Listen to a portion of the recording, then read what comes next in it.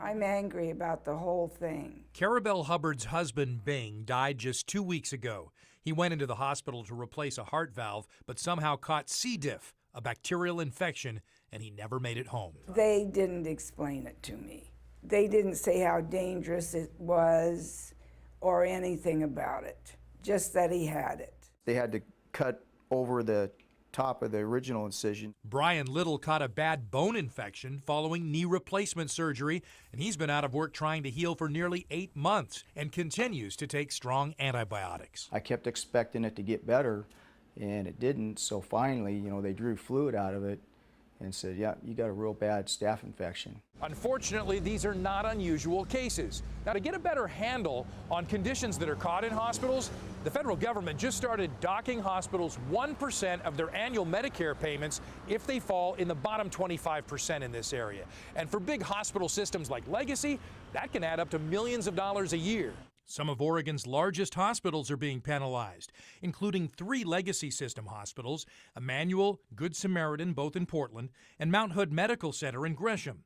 So are Providence St. Vincent in Portland, Mid-Columbia Medical Center in the Dalles, Sandy Am Hospital in Stayton, and Silverton Hospital. We take it seriously. Brian Terrett with Legacy Health says Legacy has already taken several steps in the past year to reduce hospital-acquired infections, and that big hospitals with trauma centers could have higher numbers because they serve higher-risk patients. Are you saying then that being in the bottom 25 is acceptable because it's misleading?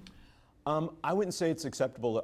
I think any hospital-acquired infection is unacceptable. So what I can say is that we're really working hard to improve infections, and that we're going to continue to work within the system, and we're confident that the next time the numbers are reported, we'll be out of that bottom 25%.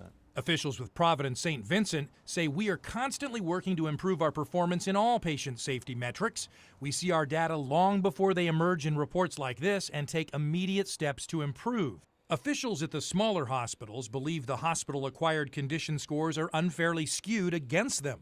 They say the only reason the percentages of infections look higher for them is because they have fewer patients.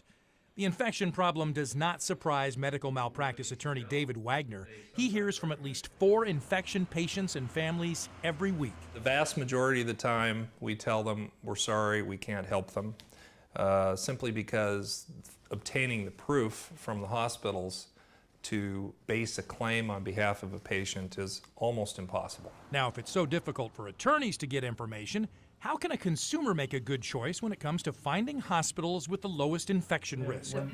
Diane Waldo with the Oregon Association of Hospitals and Health Systems maintains there's plenty of information out there for consumers. Take a look at the data from a hospital. Ask questions.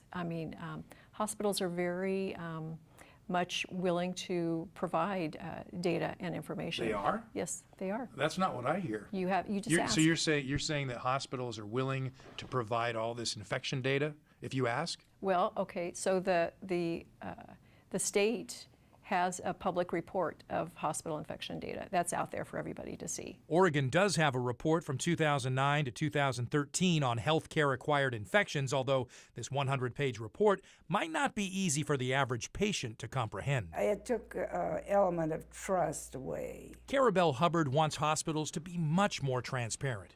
She points out her husband's death certificate makes no mention of the C. diff infection he battled in his final days. The official cause of death?